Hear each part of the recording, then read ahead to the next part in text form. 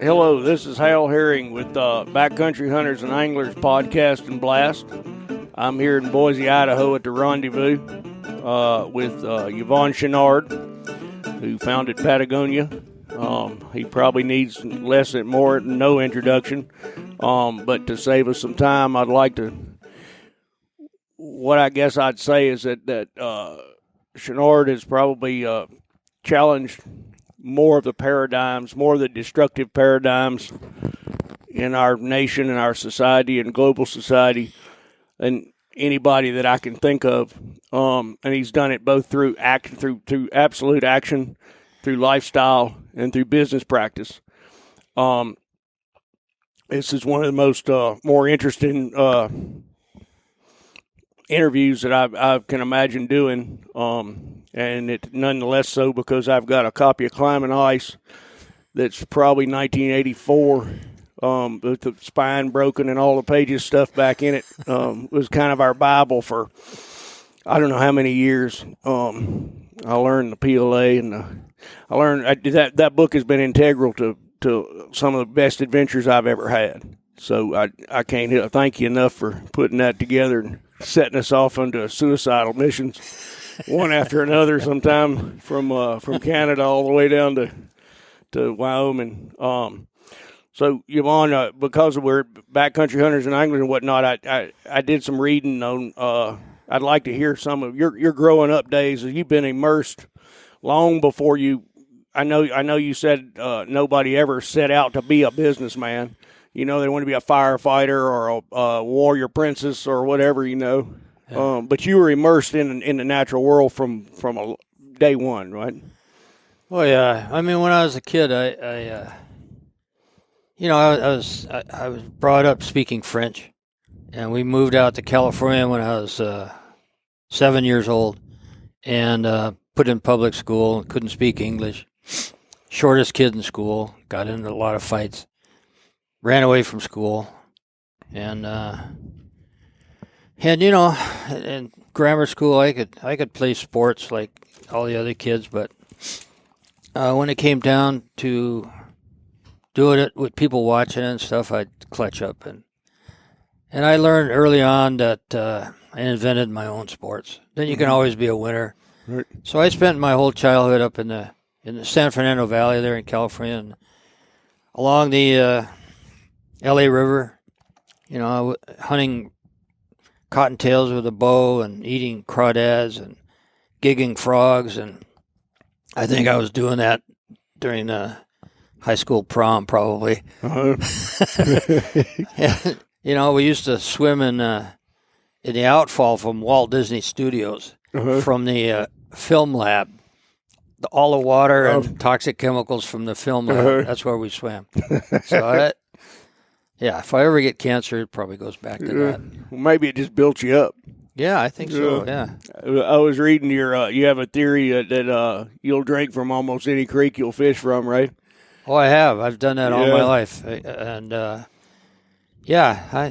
feel pretty good about that. I've been with friends who, well, look at him. He's drinking out of it, so they drink out of it, and they get Giardia. Right. 11 days later, they're not competing on the fishing anymore.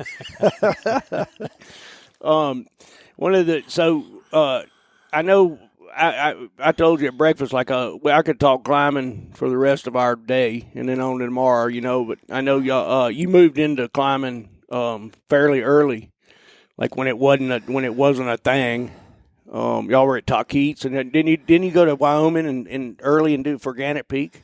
Yeah, I actually learned to climb through falconry, I got you. When I was 14 to 16 or something, I got into falconry and we had a little club in California, and we started a club called the Southern California Falconers Association. And when I was 14 or something, they made me secretary of the club. And there were some adults in the club, and they treated us just like adults. Uh-huh. In fact, Tom Cade, who's started the Peregrine Fund and stuff, he single-handedly saved the peregrine from extinction here in the States.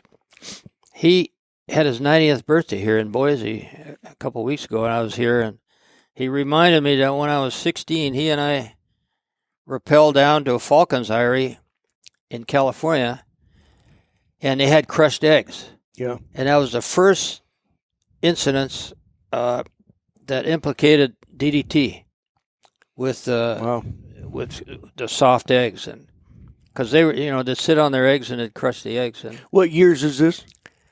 that was in the 50s. Well, Yeah, and yeah. and you trained your own birds? Yeah, I had mostly, I didn't have falcons. I had mostly Cooper's hawks and goshawks. And what do you hunt with them? Well, my goshawk, I hunted jackrabbits, although they'd usually beat the shit out of them. Yeah, the jackrabbit was more than the bird. Yeah, that was a little too much. But I hunted coots and flooded alfalfa fields. Yeah, where they have a hard time taking off, and yeah. Cottontails, and then yeah.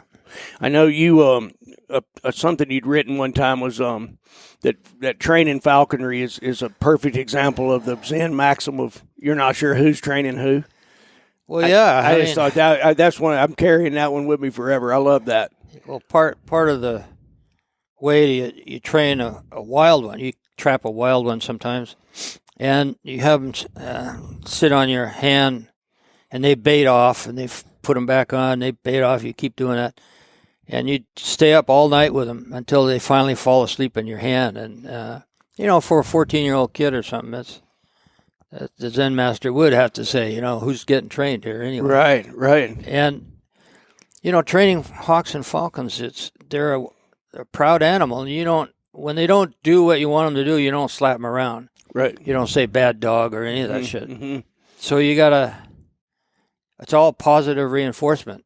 Mm-hmm. And the only thing they care about you is that you're a source of food. Mm-hmm. And so, when they do what you want them to do, you feed them. And so I raised my kids the same way. Right. So when they screw up, I didn't feed them. Right, sure. But mostly positive reinforcement otherwise, They were thin, but they seemed happy. So in all this time, say 14, I mean, that's pretty precocious. That's pretty early for doing that. And y'all, yeah. Well, I learned to rappel. We stole manila ropes from the telephone company. Yeah. And then, pretty soon I started. We had one guy, Don Prentice, who was a real outdoor guy, a hunter and a fisherman and a falconer, and he taught me the basics of climbing. Mm-hmm. So when I was 16, I drove out to the Wind River Range and met him out there and a couple other guys, and we climbed Gannett Peak. Uh-huh. And then I spent the summer in the Tetons and learning more about climbing, and so that's how I got into climbing. Yeah. And the Tetons is still kind of a home. Yeah, I spent half the year there, and I first went there in 1956 Mm-hmm. when it was a pretty wild place. And that's the origin of fly fishing for you too, right? Yeah, there was a guide there, Glenn Exum. And he owned a guide service, and one day I was kind of walking by, and he was teaching his son some fly casting. And I was watching, and he looked over at me, and he said, "Hey, come on over here, son." And so I went over there, and he taught me how to cast, and I got rid of my spinning rod, and actually I got a spin fly combo rod, Mm-hmm. and I'd take that into the Wind Rivers and feed myself and stuff. And then finally I got more and more, and since then I've only fly fished. I don't have much interest in any other kind of fishing. And you moved to Tenkara, I know.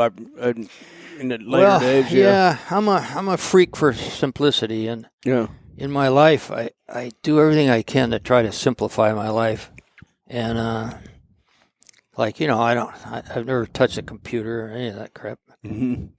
And is there a reason for that? Is it to hold on to a kind of a radicalized simplicity so that you can experience more that isn't distracting? Yeah, absolutely. I mean, everything is perfected when it gets to be as simple as possible, not as complex as possible. Right.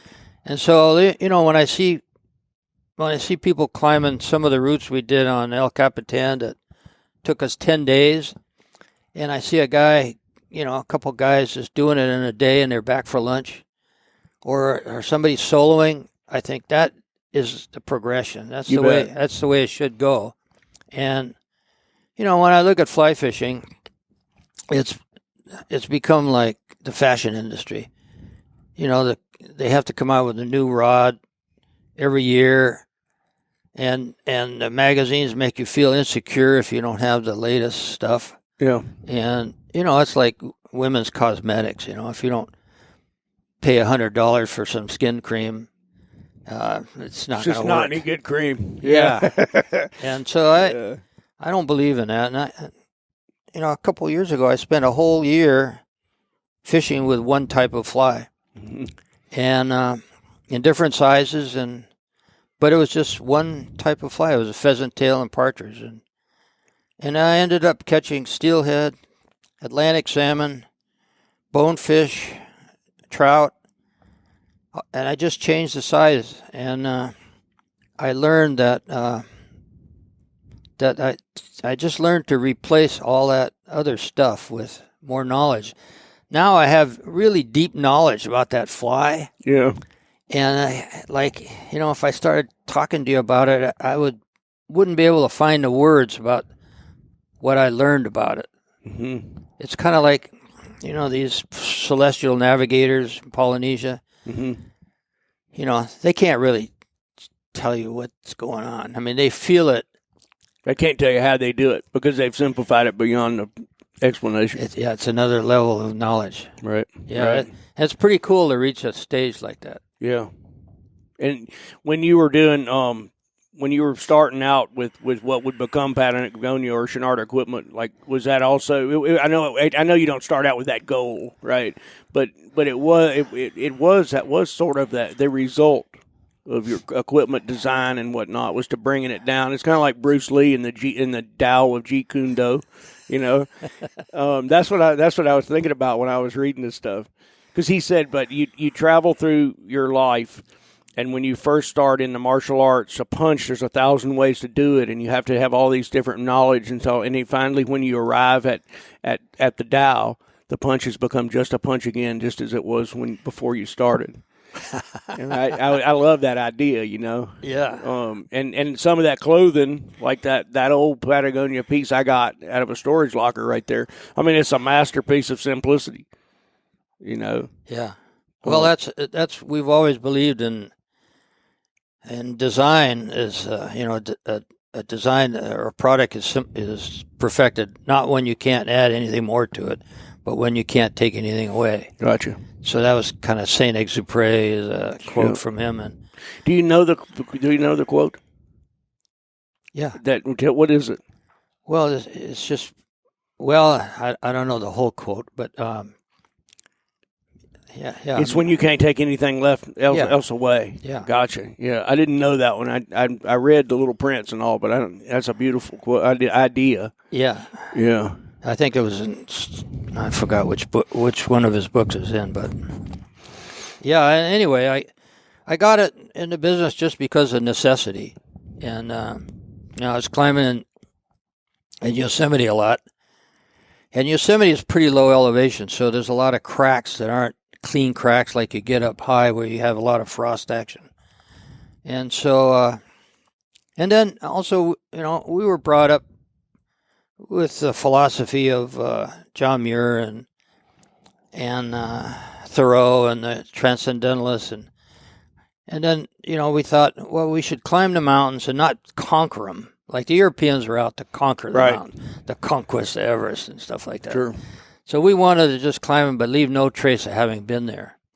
And so the Europeans were making pitons out of soft steel, and they were selling for 15 cents a piece, and you just left them in place. Mm-hmm. They believed that, okay, you make a first ascent, leave everything in place to make it easier for the next party. Mm-hmm. So trying to make the mountains democratic. Mm-hmm. And we believed that we should leave no trace. And so I ended up becoming a blacksmith and making pitons out of hard steel that could be put in and taken out and leave no trace. Right. And that worked for a few years until finally there were so many climbers putting in and taking out these pitons that they were actually destroying the cracks. Mm-hmm. And then we switched over to another method of using chalks and stuff. Right. In the early then, and how the hexes came in after that? Yeah. Yeah. Yeah. I've got a rack of hexes from the early '80s. Yeah, I was brought up. My parents said, you make a mess, you clean it up, and so we could see that we were the cause of making these hard steel pitons and destroying these cracks. So we had to do something about it. Yeah. So we switched over to use these little chalks you can put in with your fingers and take them out. And did where did that idea come from? The chalks? Yeah. Well, from stopper knots or no, it came from the British who were climbing in North Wales, and they'd walk up a railroad track to go climb on Cloggy, this one famous cliff, and there were these big steel nuts, kind of like you walk along a railroad track. There's a lot of junk in there, so they'd find these big steel nuts, and they decided to thread a sling through them. And then they'd find an opening in the crack, and they would jam that thing in. And that was the first chalks. Gotcha. And then, so we made more sophisticated ones. They were climbing hammerless as well, though. They Sometimes. were. They were. Yeah. They believe that risk is a big part of climbing, and they accepted that. Yeah. Where these days now it's with sport climbing and stuff. There's no risk, right? And it really is a different sport. It's a purely athletic ballet, That's right. And so what you did Gannett, and then we're in the Tetons, and then what got you to Yosemite? I mean, obviously it was the biggest thing around, but when I read the list of Chuck Pratt, T.M. Herbert, Royal Robbins, Yvon Chouinard, I mean that's a pretty, I'm not saying elite crew, but that's the best of the best in the world at the time. Yeah, well, I got in with those guys in San Fernando Valley. We'd practice on a place called Stony Point, and then we went to Talkeet's Rock, which is very Yosemite-like. It's all granite and a lot of laybacks, jam cracks, that kind of type of climbing. And then we just migrated to Yosemite, which at that time was, every wall had not been done, and it was wide open. I mean, it was just, and, it was free camping. You could buy a car in those days for $25. Gas was 20 cents a gallon.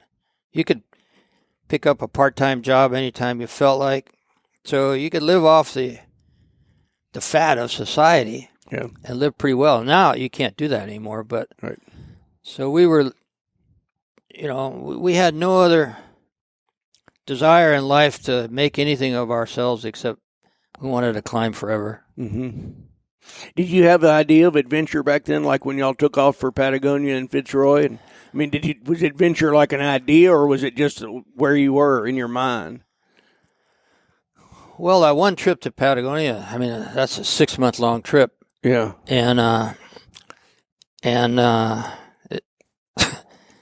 When we came up with the idea, we left 2 weeks later. It's just it's just an opportunity, and we just jumped on it. And how'd you get around the Darien Gap?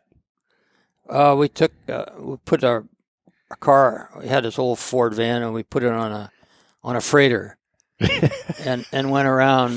Well, I've often wondered that. I've heard that story before, and I was like, I wonder how they got through there. No, you can't get through. Yeah, so y'all landed in Columbia from there. Yeah, gotcha. Was that an epic adventure? Oh, it was. I mean, we surfed all the way down to Lima, down the coast. All these places had never been surfed before. We skied some of these volcanoes. I learned to ski down here, basically. Mm-hmm. And, when things like one day in Guatemala, we were sleeping on the ground next to the car. We woke up with guns at our heads. Mm-hmm. A bunch of 16-year-old soldiers who thought we were terrorists or something. Yeah, that was some wild times. Yeah. And so at one point, I know y'all, the Chouinard equipment kind of morphed to Patagonia. Yeah. And can you tell me how that worked? Well, at one time we had like 80% of the climbing equipment sales. I mean, we were on the cutting edge of climbing, and to do the climbs that we were doing, you needed that gear. Mm-hmm. And but we were real idealists, and we weren't making any money or anything. Right. And I came back from a winter climbing trip to Scotland, and I saw a rugby shirt in a store, and at that time, men didn't have active sportswear. Active sportswear was a gray sweatpants and sweatshirt. Mm-hmm. That was it. Mm-hmm. And here I bought this shirt with colorful stripes on it, and I thought it'd make a really good climbing shirt because it had a collar so the gear sling didn't cut into your neck, and it had rubber buttons. It really made tough, for rugby. So I started wearing that, and everybody's going, "Wow, where did you get that?" And so the lights came on, and I decided to try to buy a few from England, and then buy more, and then started getting some from Australia and importing them. And I realized, hey, I can make some money at this. It's something I can do instead of forging pitons all day long. Yeah, yeah. And those rugby shirts are where y'all started out. Yeah, rugby shirts, and also I bought some knickers, and out of this heavy corduroy from a mill in Yorkshire, England. Mm-hmm. And it was the last mill that made this heavy corduroy. Because, the work clothes in the 19th century and stuff was corduroy. Uh-huh. They didn't have jeans or anything. And the corduroy, the wales in the corduroy prevented the cloth from getting cut. And it was real heavy corduroy. Gotcha. And this one mill was still there, and it wasn't working. And I talked him into starting it up again, and it was 21,000 knives in this machine, and it was to cut the whale, to cut the little canyons in between the tufts of the corduroy, and these old guys said, "Look, when the knives get dull, that's going to be the end of this machine, end of a whole era." And so I started making shorts and knickers out of it. Because, I got in the clothing business as a blacksmith. Mm-hmm. And, not an obvious leap. No, but we did apply all the criteria of industrial design into making clothes. Mm-hmm. And so I made really tough, unbreakable type stuff. Yeah. But I know this whole time it was a sideline to the life that you were leading on the crags and in the rivers and all that, right? Yeah. And that's what you intended. Yeah, I never wanted to be a businessman at all. In fact, I'm a guy from the '60s, and we always thought businessmen were greaseballs. Mm-hmm. And the government was evil, and so we fought all of that, and so we wanted to lead a lifestyle that was counterculture, but I had to make some money. Sure. And so I decided to do it in my own style. I've always hated anybody telling me what to do, mm-hmm. and I also don't like to tell anybody else what to do. Right. And so, and I wanted to have the freedom to take off anytime I felt like 6-month trip to Fitzroy, and so I just developed a method of management that allows me to do that. I call it "Let My People Go Surfing," which is hire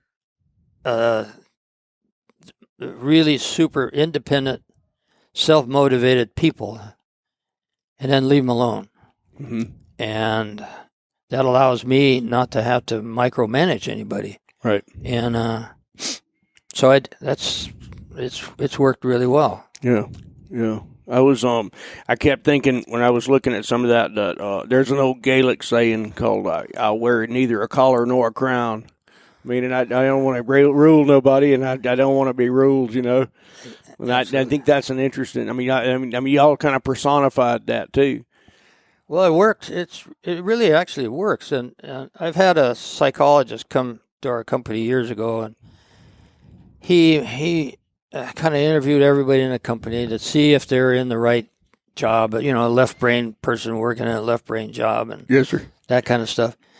And he came to me afterwards. He says, "Hey, I got to tell you, I've studied a lot of companies, but you've got the most independent people I've ever seen in a company, and in fact, they're unemployable anywhere else."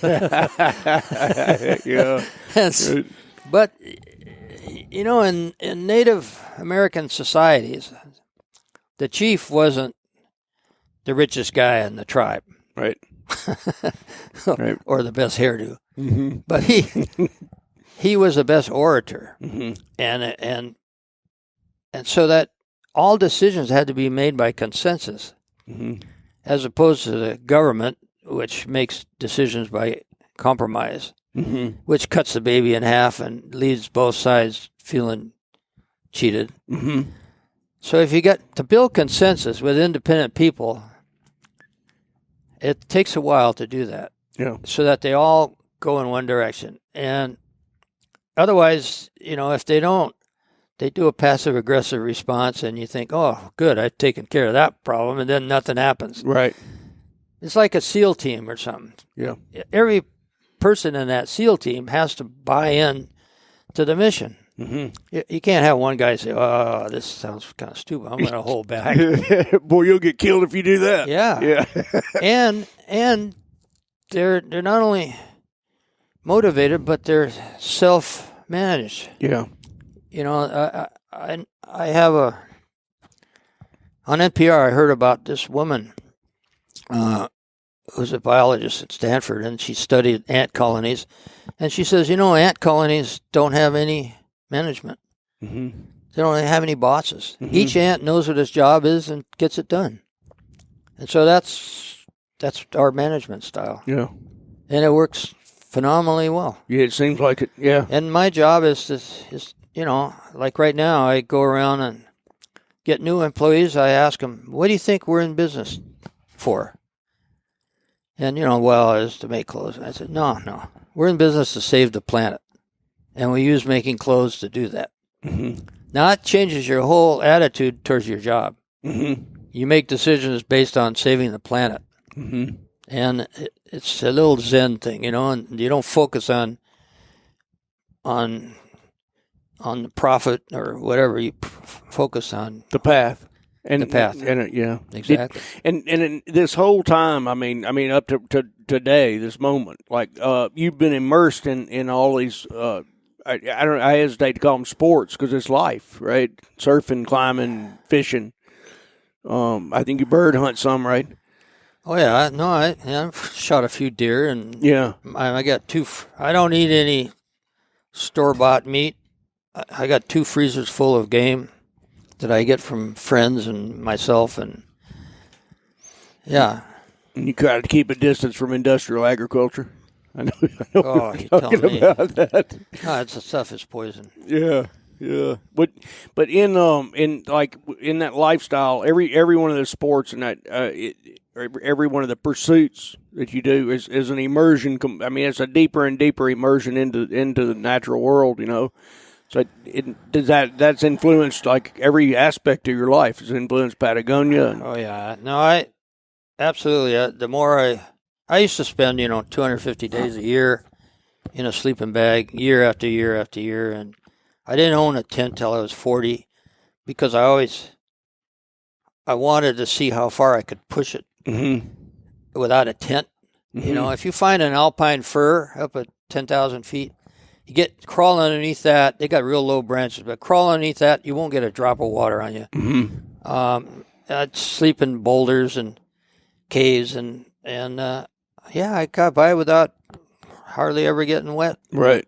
And I took great pride in that.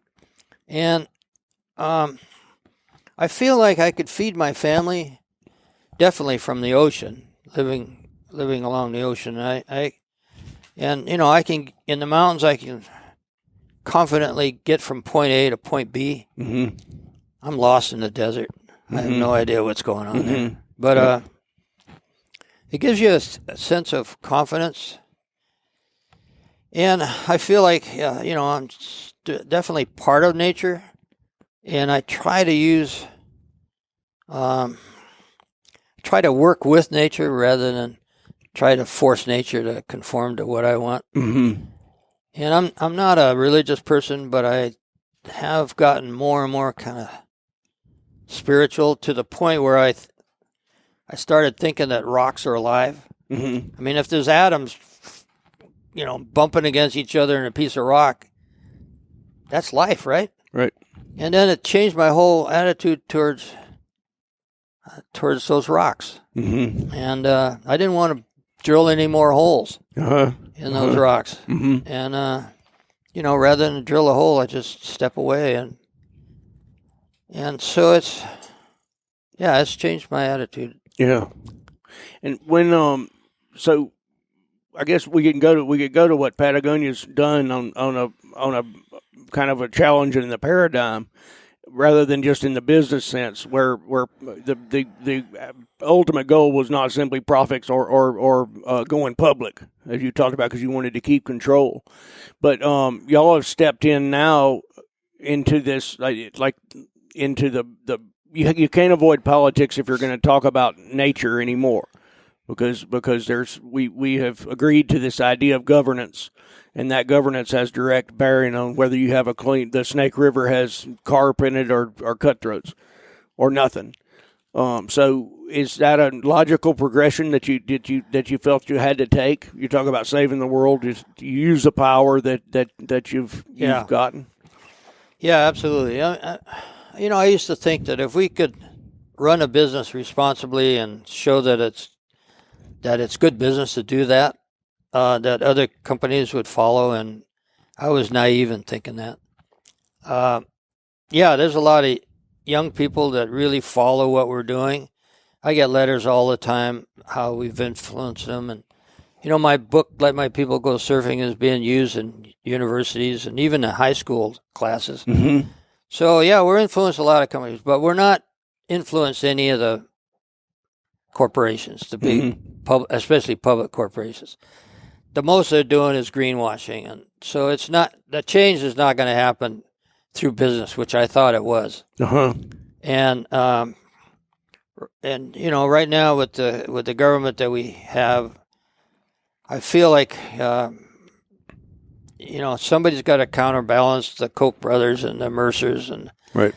And so that I've gotten into spending a lot of money in lawsuits and we did an ad in Montana that played about public lands and spent $750,000 on that. So a lot, I'm spending a lot of personal money and backing people running for Congress and stuff that I got to do something. Yeah. And I feel like every one of us has to step up and do what you can according to what your resources are.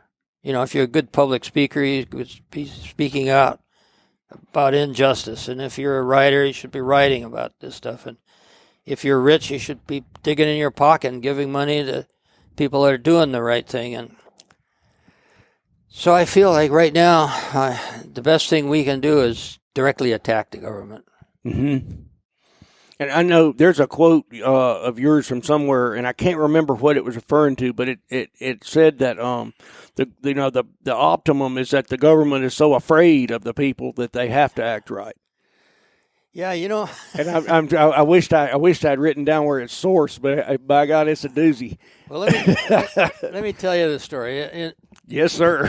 In mountain climbing, in guiding. Yeah, yes, sir. The philosophy of guiding. You got the old Willie Unsole, who was a friend of mine, and his attitude towards taking people up mountains is kind of a democratic attitude. He'd guide people up on the Grand Teton, and if they started freaking out, he'd pull out his harmonica and start playing his harmonica and calm them down until finally they, it's pretty effective. He got a lot of people up to the top. But if you're guiding a mountain like the Matterhorn, which has serious storms come in the afternoons, and you want to get up and down, and it's your life, it's your life's calling to be guiding, and you got a whole family back there. The Zermatt guides basically make you more afraid of them than you are of the mountain. Mm-hmm. They'll scream, they'll pull the rope and curse, and finally, you overcome your fear and you get to the top of the mountain. There's two different philosophies. Mm-hmm. And we were warned when Clinton was president that this guy can go either way. Mm-hmm. And if you push him hard enough, he'll go in that direction. And if you want anything to happen on the environment front, you got to push him. Yeah. And I think with all politicians, they're afraid of their constituents, whether it's an energy company or whether it's their voters. And I think you gotta really attack them Mm-hmm. to where they're actually afraid of not getting elected. And they got to be more afraid of you than the lobbyists. Yeah. And so that's what we're trying to do. Yeah. It's the campaign is underway. I know we can go ahead and talk about it, the monument stuff. I know the Bears Ears reduction was a particular. I'm not going to say a blow. It's an affront. Yeah, well, if they get away with this, they plan to reduce all the monuments, mm-hmm. including the ones out in the ocean and everything. Right. And do you see this as a do or die struggle for like the protection of the planet, the protection of things such as governmental actions to do the monuments as long-term survival strategy? Or I know you describe yourself as a pessimist, but you're an awful active pessimist. Well, it's just part of the symptoms of what's going on. The real problem is global warming, mm-hmm. which encompasses everything that we do. I mean, it's our biggest threat to humankind ever, mm-hmm. and we're losing it. Mm-hmm. We're not getting a handle on it at all. Battle. Yeah. We're losing that battle pretty fast. I mean, 20 years ago, they came out with a scenario for sea level rise in California. And the most plausible was a 1 meter rise. And then this is possible, but, a 2 meter rise could be possible by 2100. Yeah. And the least probable, but still a small chance of it happening, was a 3 meter rise by 2100. A couple months ago, they reversed the whole thing. Uh-huh. The most possible now is a 3 meter rise in sea level. Mm-hmm. I mean, it's crazy. Right. 3 meters. That's wipes out San Francisco, wipes out, Sacramento Valley. It's just crazy. Right. And what is it? You've been a witness to this for a really long time. What does it say about our species? I guess to have that information and then to blithely move. Well, to the next fancy screen. Yeah, there was a book written by a famous, I forgot who it was, a brain guy, studied brains, and he said, our brains are no bigger than they were with the caveman. Mm-hmm. Exactly the same, and they're basically, we're wired to hear loud noise and jump. Mm-hmm. That's it. And the long-term threats, we can't assimilate that. And, right. It's jumping out of a building and saying, so far so good, so far so good. Right. Yeah. I guess boy, and I don't know if you share this, the only tragedy in that to me is that we so much of what's spectacularly beautiful and meaningful in the world goes with us down in the great big whoosh, which I think is not forgivable. Yeah, the white rhino just went out a couple weeks ago. Last one died. Right. Yeah, we're pulling all these great species along with us, and the larger species are going first. Sure. All the big ones. Well, you know what? We're a large species. Yeah. You know, Yeah, for sure. my grandkids are a large species, Yeah. and yeah. So is taking a stand and activism the antidote to pessimism? Yeah, I mean, the cure for depression is action. Mm-hmm. You know, get off your ass and do something, Mm-hmm. and you suddenly get those endorphins, and start feeling better about things. And You bet. I'm a pessimist, total pessimist, but I'm a happy man, Mm-hmm. and I sleep at night, and I feel like I'm a small part of the solution rather than a big part of the problem, Mm-hmm. and it's the only reason I stay in business. I mean, I couldn't care less about having any more money or power or any of that stuff. We're in business to save the planet. Gotcha. And I know, so Patagonia is a plaintiff in the lawsuit against the reduction of the monuments. Yeah. I know less about that than I should, but y'all made that decision to go full hog. Yeah, I mean, it's the only thing this administration understands is lawsuits. Mm-hmm. And so there's a whole bunch of lawsuits. Mm-hmm. You know, the Navajos are suing, and Trust for Public, Earth Justice is suing. I mean, there's a whole bunch of them. Sure. I think what we're trying to do is like killer bees. We're trying to get a bunch of killer bees around the Trump administration to where they swat at one and they get bitten by another one. And so just surround them constantly so that, the next administration can dump out everything that they've done and start all over again. Right. The only sad thing is that we've lost 4 years, Sure. And did why? And I know the Outdoor Retailers show, the move, y'all kind of spearheaded that as well, or is that true? Well, yeah, we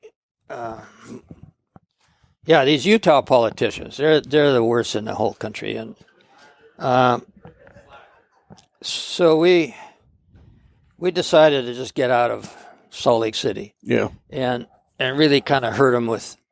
They're going to lose several $1 million in revenue from that, but to move the outdoor industry to come along with us, my CEO had to be on the telephone for hours at a time, talking to these CEOs of these outdoor companies who I finally called them weenies. They were so afraid of moving out of Salt Lake and so afraid of change. Yeah.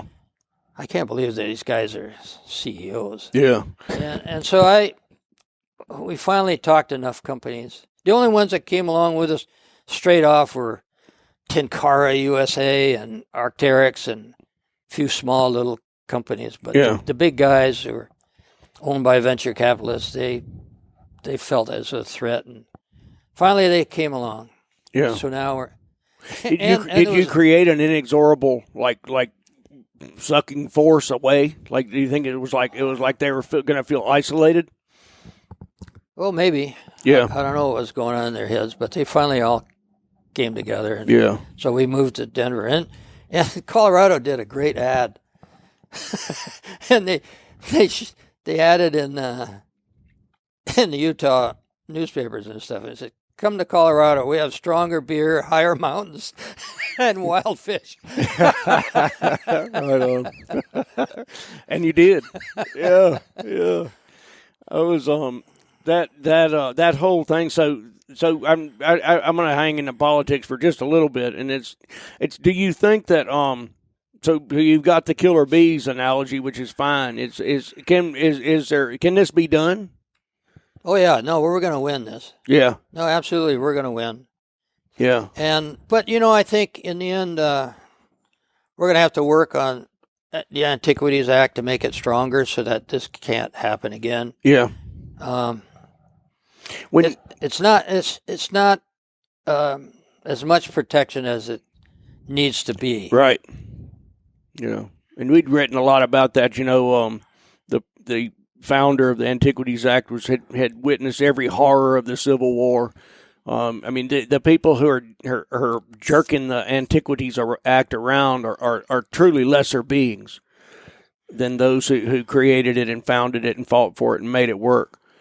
There's somehow one of the things that I keep coming back to is those like John Muir, I think Ed Abbey and Doug Peacock also the same, is their names resonate through history, whereas the lesser beings who are against protecting anything or who are hell-bent on destroying X, Y, or Z, I mean, their names are lost in history.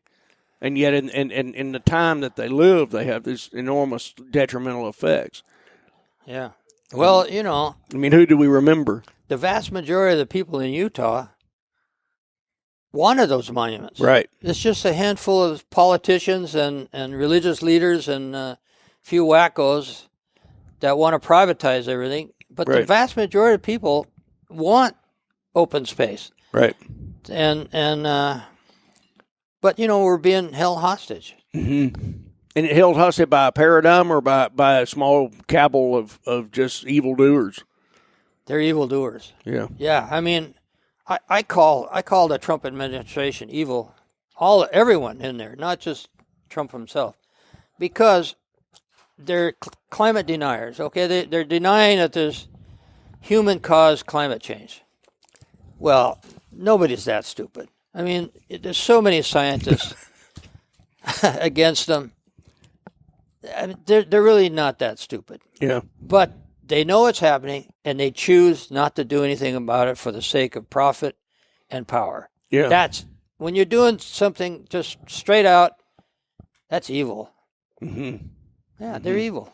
Right. Willful ignorance is far more debased than actually not being taught anything. Yeah. Yeah. Absolutely. I know. So you've kind of chosen this. You think this fight chose you? You chose this fight, or there was no way out? No, there's no way out. I mean, I don't want to spend a bunch of money on attorneys and lawsuits, and I could think of better things to do with that money, but we're forced to do it. Yeah. And I know your buddy Tom McGuane, who I interviewed one time, is probably my favorite novelist writer. He said, "Man, he has to do everything the hard way." It was like, I was thinking about that when you didn't buy a tent till you were 40, and now you're in one of the most contentious political fights ever. Well, I almost wore a T-shirt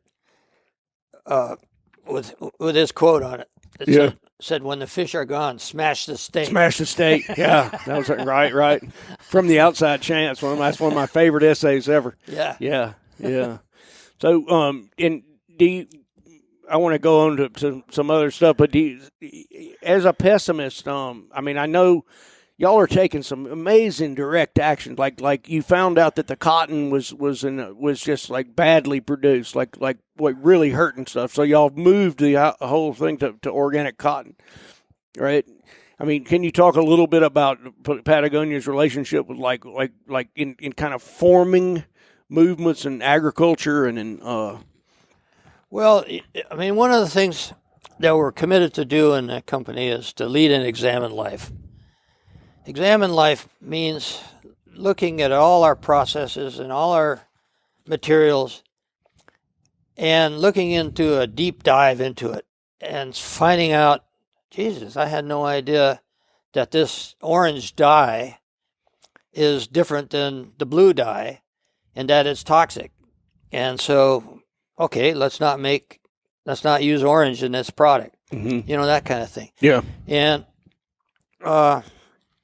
we make the only cotton that we use is organically grown cotton. But you know what? That doesn't do the world any good. All it does is cause less harm. Mm-hmm. But if you can grow that cotton, what's called regeneratively, which means no-till, using cover crops, using compost, what happens is that you can grow that cotton and you can sequester carbon and you can build topsoil. Mm-hmm. Like right now, life on Earth is dependent on 6 inches of the topsoil. Right. And that doesn't exist everywhere either. Like Australia has very, very little topsoil. Okay. The whole life on Earth is dependent on that topsoil. And we're losing it like crazy with modern agriculture. Right. And it takes, 500 to 1,000 years to grow, for nature to grow 1 inch topsoil. And you can do it with regenerative agriculture, going back to the old way of agriculture. Yeah. You can do it in 10 years. Uh-huh. And, like I said, I'm a pessimist about that we're going to do anything that we really need to do about global warming. And, but I'm very optimistic about agriculture. Mm-hmm. There's been a couple studies now in France, in University in Berkeley, different places. They flat out say, the Rodale Institute, they flat out say that if we went to a regenerative style of grazing and agriculture, we could more than capture all the carbon that we're releasing in the world. Mm-hmm. In other words, keep driving your F-250. Yeah, and we could capture all that carbon. Mm-hmm. And that's kind of working with nature. Right. And I mean, nature's got all the answers, like David Brower said, the solution to a lot of these problems is to turn around and take a forward step. Right. We can't keep doing agriculture the way we're doing it and destroying. The United Nations says we're going to need like 50% more food by 2050. That's very few years from now. Right. 50% more. Mm-hmm. At the same time, we're going to have 30% lost topsoil, and we're not going to have any water. I mean, water is going to be the first essential that we're going to lose. Mm-hmm. And so I'm pretty excited about. I've always said we need a revolution. Yeah. And the only revolution I see that we're going to have is agriculture. Gotcha. That could easily happen because it's been proven over and over again you can actually produce more food this way than you can, like 6 to 8 times more vegetables per acre than with this green revolution in agriculture. Right, with the GMO world or whatever that we started in the 70s. Chemicals. Right. I noticed I learned something great in looking through my stuff for this interview was you had come up with using the Toyota company as an example where you asked the 5 whys of the Socratic, and it goes back to the Socratic method. Yeah. And I was fascinated by that because when I was applying some of that late last night to things, and it always comes back to the basic natural resources, right? You're seeking in the 5 whys. You've got a broken, hey, the truck doesn't start was the example, the battery, the alternator, on down to the point that nobody maintained it. Yeah. Right, and that's the last answer to the why. But the last answer to the why in all of this is simply the natural systems that support every human endeavor, whether you like it or not. That's the basic thing, is natural resources and the using or losing them. Yeah, and it boils down to accepting the fact that we're part of nature. And, there's not that many people will accept that. Right. It's no, we're not part of nature. We're above nature. We control nature. We're here to, use it up. And the faster we can use our natural resources, the faster Jesus is coming. And, we're going to go up in rapture and right. Blah, blah, blah. It seems. I mean, it seems kind of a 410 type concept of it. When you think about a day surfing or a day climb, the end of the day rock climbing. Yeah. How many people want to be raptured or martyred? Yeah. On your way home from a successful day climbing or fishing. Oh, absolutely. Those endorphins are kicked in, and you're feeling pretty high. And you're inside the world. Yeah. I was when you were talking about that the other day, I have a friend who's 72. He's an outfitter. And, he bought a little cabin finally in town, and we looked, and he had built a place outside to sleep because he doesn't like to be enclosed. And I think that resonated when you were talking about not ever having the tent. Yeah. It was like to try to be as close to it as you can. Yeah, absolutely. Yeah, you know what? The most influential book I've read in a long time is by Derek Jensen. Yes, sir. Called the Myth of Human Supremacy. Yes, sir. I've got it. Well, it's one instance after another instance after another instance of very primitive species that work together for the common good. Yep. And that's the problem that we have now. Yeah. From day one, we're trained to compete. in school you're trained to compete, and you could be on a team and you think, oh, this is all teamwork. Bullshit. You're trained to compete with the other team. Right. And within the team, it's the quarterback is number one, and then and so that's why things don't get done. Right. And I have one of our ambassadors, a surfing ambassador, this Ramon Navarro, was a great guy, and his father was a hard hat diver in Chile in the old days, with a pump, and he dove for abalone, and you think, they're just simple snails, and they move over rocks so slowly, and they just eat algae, and they can't even have a brain and everything. He says, you know what? We have a lot of big waves in Chile, and sometimes the reef gets covered over by sand, and they have to move. You know what they do? They create a giant ball. They all come together and make a big ball, and they roll on to the next reef. The waves roll them on the next reef. Mm-hmm. Humans would go, every man for himself. Right. And not one of them, maybe one of them would be left. Yeah. Yeah, till this group, this backcountry hunters and anglers, everybody thought hunters were against the tree huggers, and the huggers hated the hunters. And so right. That's bullshit. Yeah. And, the only way we're going to get things done is all working together. Yeah. We're all in it for the same reasons. Mm-hmm. We want the same things. Mm-hmm. And I don't know of any hunters that only hunt anymore. I mean, they're all snowboarders and skiers and fishermen, and it's the same thing with climbers now. They don't just climb anymore; they do all these different things, right? And it's all dependent on having wild places. Yeah. And do you see that? That you said a mouthful there. I mean, that's it. That's yeah. Gotta go.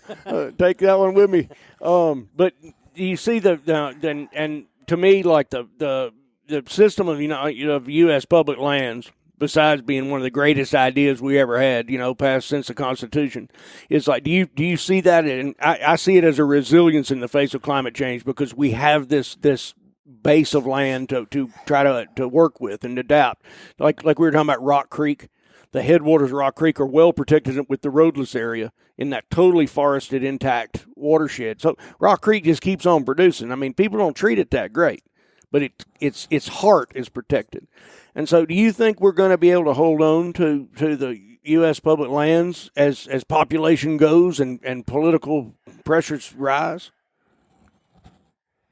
Speak from you can be pessimistic or not. I don't know. Well, we're going to have to fight for them. Right. And we never can stop fighting. There's no victories in that game. Right. They'll be back. And, as long as there's oil in the ground, there's going to be fighting to get it. As long as there's uranium. Right. And so it's a constant fight. There's good groups out there working for public lands. Trust for Public Lands is a good one. Sure. Because they believe in protecting a place, but then opening it up to everybody, as opposed to, say, Nature Conservancy, which believes that the only way to protect land is to privatize it, basically. And, they just bought a big ranch in California up on the coast, and they don't intend opening that up to people. Mm-hmm. It's still, if you're a big funder, you'll be able to go out there and surf or right, shoot birds. Right. So there's some groups are better than others. Sure. There's a really well-known, I don't know if you know him, Jim Posowitz. He's a Montana conservation guy. Done a lot of conservation easement, public land stuff, and he just said without public access, you cut the people off from their birthright, and after a couple of generations, at first you think you're saving it from them, but after a couple of generations, they don't know what's there, so they divest themselves of it. That's very good. Exactly right. Yeah, it becomes normal after a while, but if you're a true patriot, your patrimony is the country. Yeah. This is ours, right. And we can't. I mean, just even access to rivers just drives me crazy. In Wyoming, the homeowners own to the middle of the river, and so it forces everybody to hire a guide and float, and you're not even allowed to put an anchor down because Right. you're in private land. The bottom of the river. Yeah. Yeah. So young people, they can't go out there and fish anymore without paying, $500 a day for a guide, Which they don't have. and you know what? The guides love it because it gives them a job. Mm-hmm. And the guides are often the problem. Mm-hmm. I mean, I've been low-holed, I don't know how many times by guides on the Bighorn. Mm-hmm. Steelhead. I had one steelhead guide on the Skeena up in British Columbia. I was fishing this run. I was starting at the top of this run, and he put 6 people down below me. So I went over. I said, "Hey, what the hell are you doing?" He said, "Look, I have more right to be here. I make my living out of this."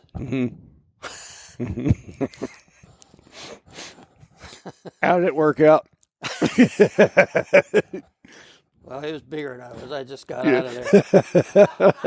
Oh, that happened to me another time, and the guy went apeshit, and he was going to beat me up. He was right next to me. He was standing right next to me, and I kept fishing, and I caught this great big buck steelhead right in front of him. Yeah. I said, "Hey, you missed one." And he went bananas. He just So what's next? next. Yeah, what's I mean the battle continues. We've got I know y'all's business actually increased quite a bit with the stands you took. As people said, "Oh, you can't do that. That'll kill it." Right? Oh, everybody's complimenting us for taking a brave stand. Well, that's bullshit. Mm-hmm. We're not taking a brave stand at all. We're just doing what we've always done. And a few months ago when the government announced to boycott Patagonia. Right. Yeah, everybody boycott because we got I mean, they thought y'all had picked a fight with an indomitable force, and it was actually kind of silly. the day they did that, our sales went up 600%. Wow. These guys are so clueless. They don't realize they have the country against them. Mm-hmm. Mm-hmm. And no, it's That must have been incredibly gratifying, though. I mean, just to see that in action must have been at least one day of respite from pessimism. well, I'm always looking for the that. Senator Bishop from Utah, who's on the Natural Resources Committee, and they sent me a letter, wanted me to come to testify in Washington. Yeah. After the fact, I wrote him back a letter. I said, "I'm not going. I'm not going to play this game. I'm going to sit there in a low chair, and all these white elders are all going to be on a high chair looking down at me, and I'm going to have 2.5 minutes to state my case. Forget it. Right. I'm not going to play that game." Right. And so you just declined? Yeah. Yeah. And I'm sure... I'll see him in court. Right. There will be a meeting. Yeah. Perhaps the chairs will be level. Yeah. Well, Yvon, I know there's so much here that I'd love to talk with you about. Have you got any plans coming up? You're going anywhere? You doing anything fun? Yeah, I'm going fishing. Fishing tomorrow. Where to? I'm going over to the Hawaii. Mm-hmm. That's awesome. Yeah, it's one of the few rivers that's clear right now. But yeah, I do a lot of fishing, and I spend half the year living in Jackson Hole, where I go out and I go to Yellowstone and Idaho, Montana, British Columbia. I go fish for salmon in Labrador. Yeah, camping out, and found a great river up there. What time of year is that? July, August, Yeah. And what's the weather like in Labrador? Yeah. Oh, it could be squally? anything. Yeah, it could be anything. Yeah. a lot of black flies. But I found a river that you use dry flies for Atlantic salmon. Wow. And last year, 3 of us in 7 days landed 80 something, Damn. all on dry fly, little size 10 B patterns. And they're feeding. Are they feeding on something like that? No, they're not feeding at all. But there's a horsefly that looks like a bee, and I think, they're like us. You still think of yourself as a teenager. Yes, they do too. They think they're little smolts and they're eating little. Right, gotcha. Right. revisiting their careless days. Yeah, Exactly. yeah. Exactly. Well, one of the things I guess one of the things I took away from all this was that I don't know if I'll make it back to the bugaboos, but I do know it's possible to trap those ground squirrels and kill them with a weird technique in a hole, and have that for your protein. That's one of my favorite stories that came out of all of us running out of food and the bugaboos. Oh yeah. But what I'd like to close on is one of the things that came up here, and the 80% rule I'd like to talk about later, but was that what you possessed was the power of authenticity. And it's not something that I think you sought. But Patagonia, the company, has it, and the lifestyle that you've led and the people that you've surrounded yourself with and the way you've led it was one of the things that I took away from this bit of research I was doing in the middle of the night, was simply the power of authenticity, and it cannot be faked, and it comes out of deep love of something. Well, it's incredible power. Well, a few years ago, I got an award from the American Advertising Council or something like that. And so I went back there, and they also gave an award to Nike, and the guy from Nike got up and showed a 15-minute film about all their sponsored athletes and blah, blah, blah. And then he got up and thanked his 2 advertising agencies. So then I had to follow that. So I got up and I said, hey, I'm sorry I can't thank our advertising agencies because we don't have one. I said, our marketing is very simple. We just tell people who we are. Right. It's not, we don't invent the Marlboro Man and then, make believe that we're all walking around with cowboy boots. Right. Or like Zinky, big hat, no cows. Right. A big black hat. Right. Well, one of the things y'all did when I was still working as a laborer, if you sent a picture in with somebody wearing a Patagonia garment of some sort in some type of interesting thing, and we were doing erosion control at Painted Rocks Reservoir in the Bitterroot, and one of our crew members, a wonderful guy I'm still friends with, had sent that in. He had this huge head of bushy hair, and we were planting trees with hodads and laying coir logs, coconut fiber logs. Yeah. And he won. And he especially was very poor at the time, so to get another big Patagonia garment was just like gold. And we were all out there in the freezing cold, cobbling together our thrift store wool shirts. So thank you so much, sir. All right, you're welcome. Thank you. Powerful experience, man. I appreciate it, man.